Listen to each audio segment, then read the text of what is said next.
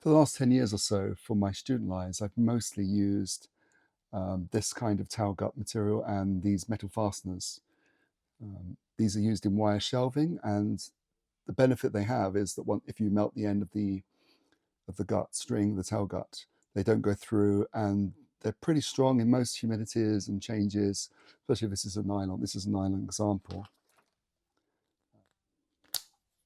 And it's quite easy just to pop this on the end of the tailpiece. Now for my reenactment lyres, the lyres where I don't want metal fittings, modern metal fittings, what I do is use a type of knot. All you need for this other way of tying the string is some scrap ends of string. I've got some leftover, this is like the middle strings of the lyre, just scrap ends of this, a couple of these, and you don't need any fittings at all. The knot we're going to use for this is called a whipping knot. This image is from Wikipedia, but this is a basic standard whipping knot. You just make a little loop, you tie this around 6 or 7 times, and you pull it through, and then you melt the ends. It's very simple, very practical, easy to do, and you only need a scrap piece of string. These are the ends from middle strings of the lyre, or you can use an old string. I'm going to do a demonstration nylon first with the fluorocarbon string, and then I'll do a version with the gut string so you can see both. Make a knot. We make a loop the opposite way around. Okay, and we're going to wrap this around once, twice, 3 times, 4 times. Okay, pull tight with the pliers. Okay, well, it's under tension. We'll melt this end off.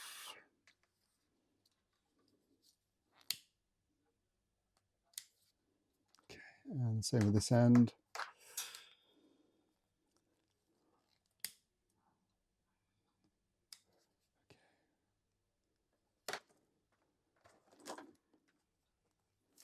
Hold under tension, that should hold. Using a scrap piece of string, we're talking about the middle strings of the lyre, or any scrap string piece of nylon that you have. When using real gut, you start with a clean end, and again you would use a lighter to just slightly swell the very ending.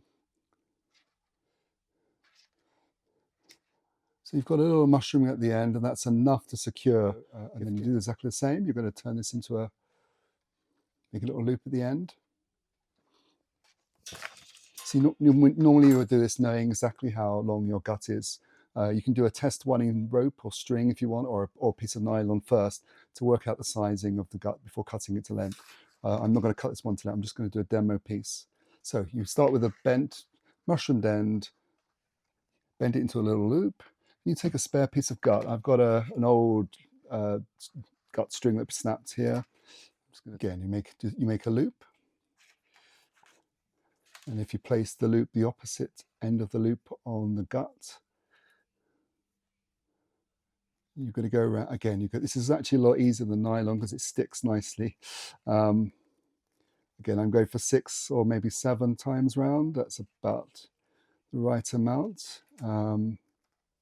And then once you've gone 6 or 7 times around, you go through the loop.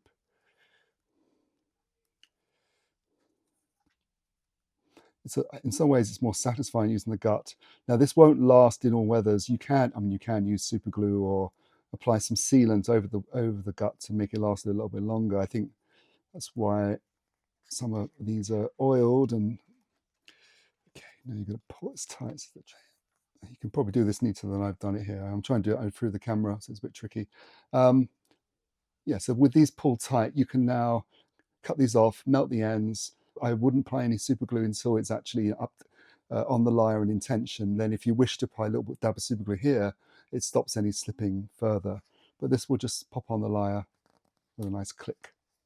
And you do the same on the other side when you know the length of the lyre. Okay. With it tight, you snip it close. Again, you're just going to heat this end very carefully, the lighter. And this mushrooms up the end nicely. And same on this side.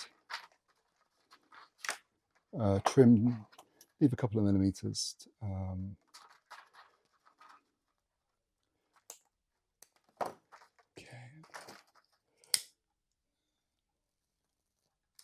the scissors, and okay, with the strings on and fully under tension, you can apply a little dab of super glue here if you wish, very carefully, with not getting on the bridge or the lie. You don't want it to stick this to stick to here, but what you want this is just to tighten the knots and protect it a little bit. Otherwise, you could wax it, or you could put something on to just to stop moisture from getting into the material. This will last many years unless you're traveling around high humidity places a lot. So that's all you need to do. No metal fittings required. Very simple. So you've got the option of metal fittings that will last the life of the lyre. Handy if you're a student model, or if you're outside all the time, or if you're just want something incredibly reliable in an unforgiving environment or historical instrument. This is an excellent way of doing it. It enables you to change the strings easily, and it keeps its tension very nicely. And so you can put wax or sealant over the thick gut if you wish to keep that more moisture stable. It does absorb more. If it's very wet outside, for example, it will stretch more, and that's the only danger, I think, with these. So you've got gut loops, you've got nylon and fluorocarbon, and you've also got nylon and copper fittings. Different ways of doing the same thing, different purposes, reenactment, student lyres, or outside playing. And if you just want an unobtrusive look using materials that you have to hand. With every set of strings that I sell, there's a length of gut. And yeah, if you've got some old strings that are left over, then that's perfect for this. Just be careful if you're heating this, don't burn it. Watch out if it's a killer nail gut, because it burns very quickly. So you have to hold the flame further away from the material. Please check the description for more information. And if you have any questions, please drop them in the comments and I'll get right back to you. Until next time, take care.